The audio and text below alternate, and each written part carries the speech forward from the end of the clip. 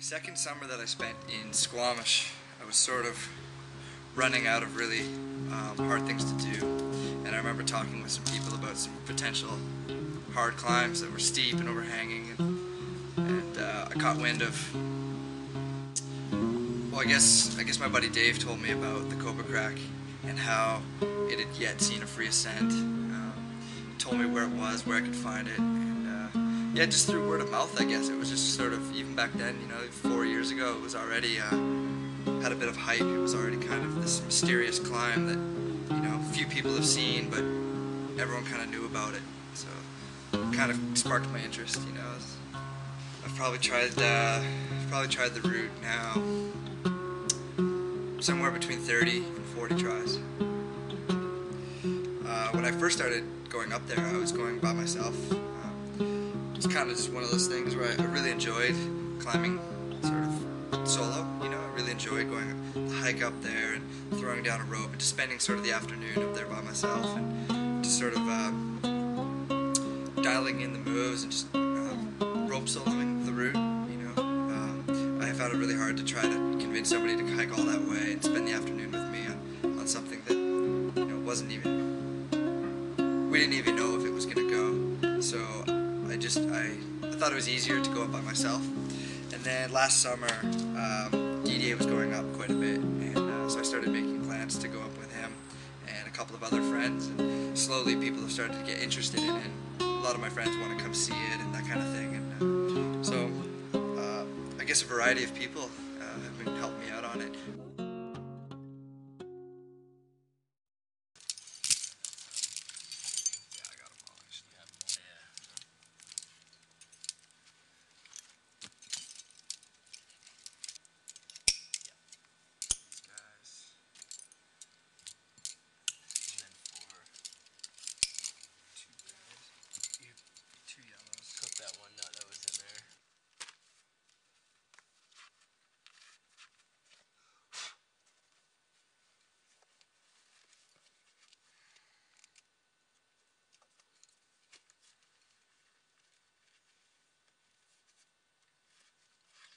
Cobra Crack inspires me,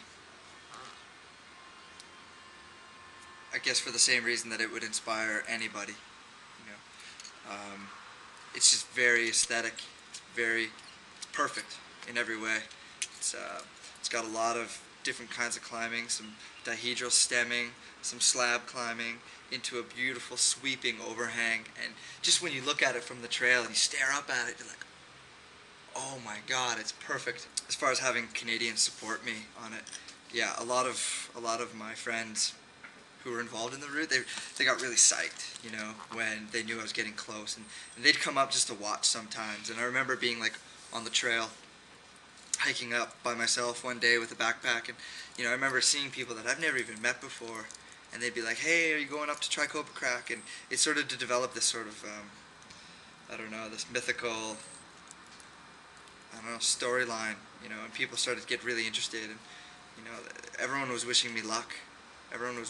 So yeah, I guess when I started to get really close on it, it felt great, and it was just a matter of time before it clicked.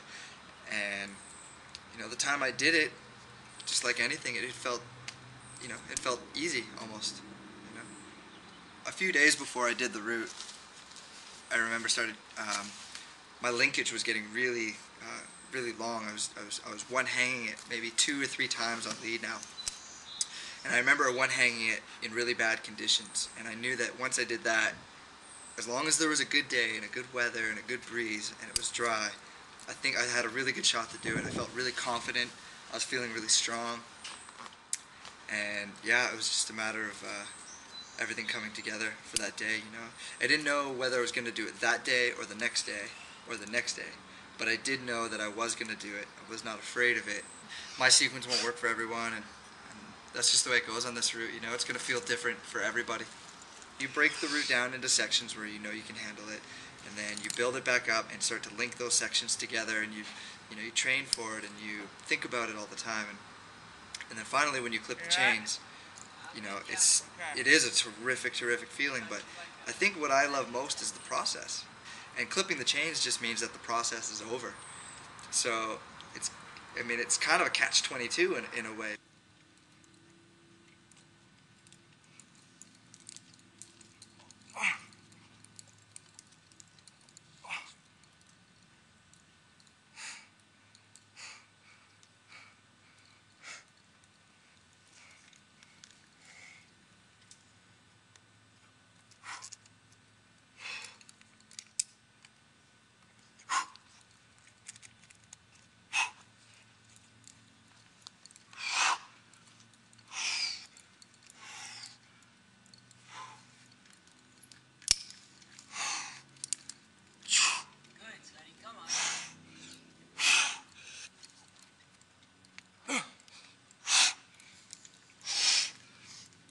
Take. Oh, fuck. The only thing that separated success from failure was getting that last right hand just before the crux.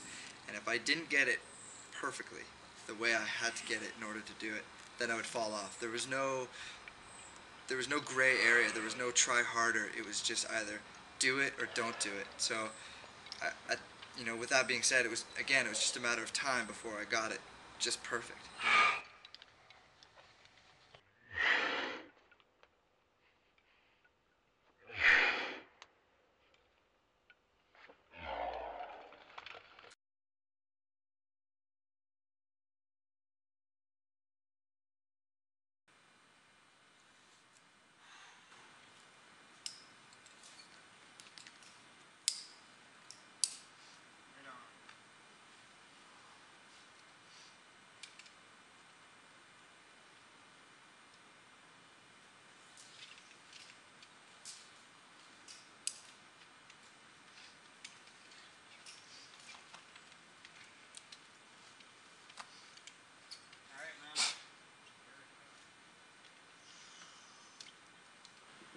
That.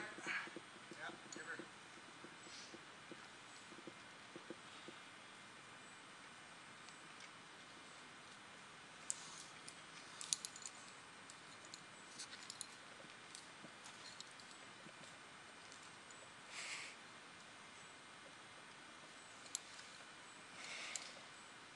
Get on.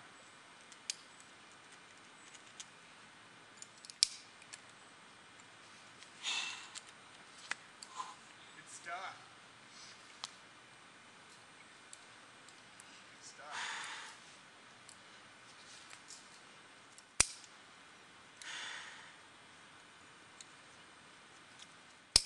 Awesome, son.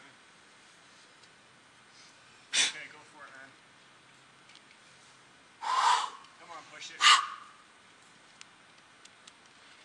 Come on. Come on. Come on. Yeah, dude. Come on. Awesome. Yeah. So solid. Come on.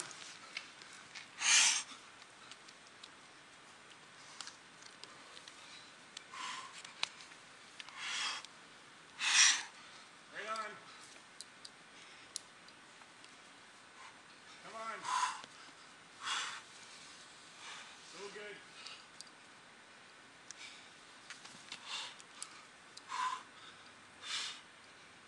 Come on. Shot! Yeah, come on. Nice, Sonny.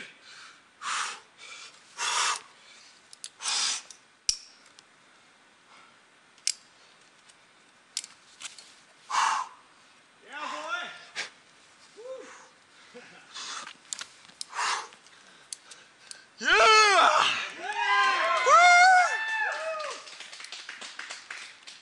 Holy shit! Yeah! Fuck. That felt so good.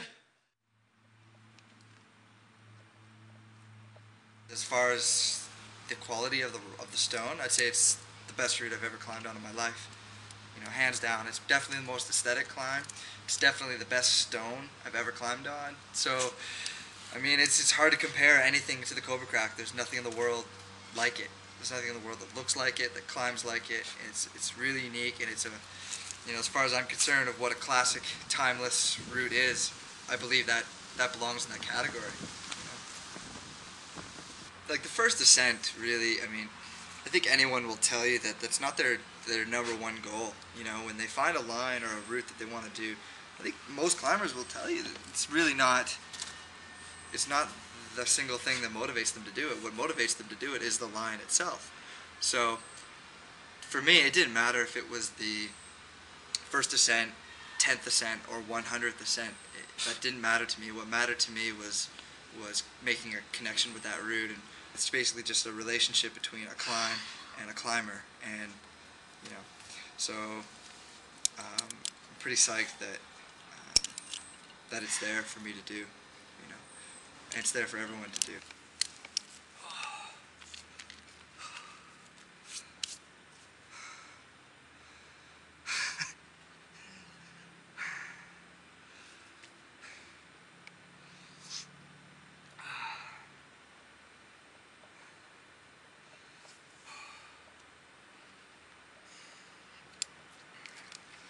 It's a good day.